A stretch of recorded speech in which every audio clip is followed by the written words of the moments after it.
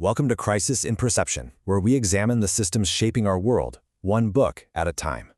So let's jump right in with a huge question. Now, when I say history, I'm not just talking about a list of dates and events. Think of it with a capital H, as this epic, centuries-long competition between huge ideas about the best way to run human society. For most of human existence, one of the main contenders was hereditary monarchy. The whole idea was that you rule because you were born into the right family, that power is your birthright, passed down through your bloodline, often with a stamp of approval from the heavens. This system was the default for thousands of years. Then, boom, the 20th century hits, and a totally different kind of challenger steps into the ring: fascism. This was a brutal, powerful ideology that said individual freedom doesn't matter. What matters is the glory of the nation, and the way you get there is through absolute state control. And squaring off against it was its great rival, communism. It promised a completely different vision for the modern world, a future without class, without private property. This idea of a worker's paradise, it was so powerful, it ended up capturing the imagination of nearly half the world. But then, by the end of the 20th century, something incredible had happened. Monarchy was basically a tourist attraction. Fascism had been utterly destroyed in a world war. And communism, well, it pretty much collapsed under its own weight. So after all that struggle, after all those wars, it looked like only one big idea was left standing. And this exact conclusion became the core of one of the most talked about and controversial books of its time, Francis Fukuyama's The End of History and the Last Man. Now that title, it's probably one of the most misunderstood book titles ever. So what was he actually trying to say? First off, Fukuyama was not saying that, stuff would just stop happening. Not at all.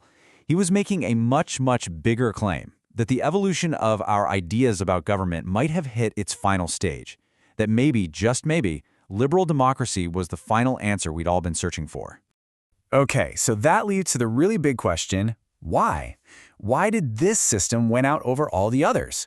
Well, according to the book, this wasn't some historical accident.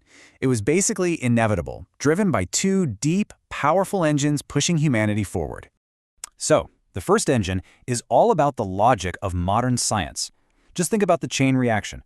Science gives us new technologies, those technologies create economic growth, and pretty much everyone on the planet wants a more prosperous life. And, as it turns out, liberal democracies with market economies were just way better at delivering the goods. But there's a second engine, and this one is way deeper. This is where the whole argument gets really fascinating. It's the idea that we humans aren't just motivated by wanting more stuff. We're driven by something far more fundamental, a universal need for dignity. Fukuyama uses this great old Greek word for it, thymos. Thymos is that part of your soul that craves recognition. It's that feeling of pride when you accomplish something. It's that hot surge of anger when you see a deep injustice.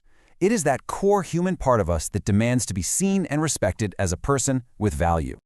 This quote on the screen just gets right to the heart of it. That feeling of outrage when you're treated unfairly, that's thymos firing on all cylinders. And you can see how systems like monarchy or fascism are designed to crush that feeling for most people. They only recognize the king or the party or the master.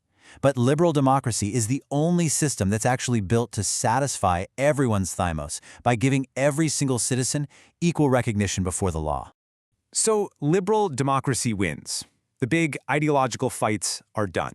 Humanity can finally just kick back and relax, right?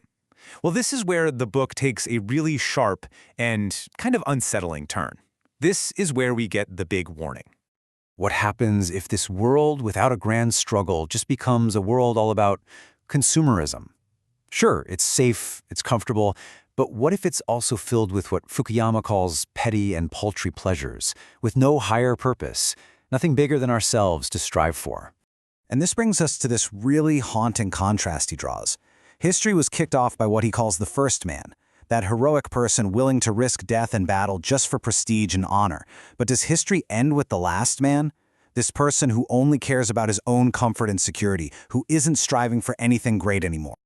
And that's exactly why the end of history isn't some triumphant party. It's really a deep and kind of melancholy warning about what could happen to the human spirit. It makes us ask a really tough question. What gives our lives meaning once the biggest historical fights are actually won? So we're left with this central, really chilling dilemma. What if we get everything we want? A world of perfect peace, perfect prosperity, and we find that it's not enough. Could the total absence of struggle, the lack of any need to prove ourselves, become so unbearably boring that we'd actually be tempted to set it all on fire just so we have a reason to fight again? For the full, long-form deep dive into this book and its ideas, follow the link in the description. If you enjoy these explainers, please subscribe and comment with books or topics you'd like us to explore next.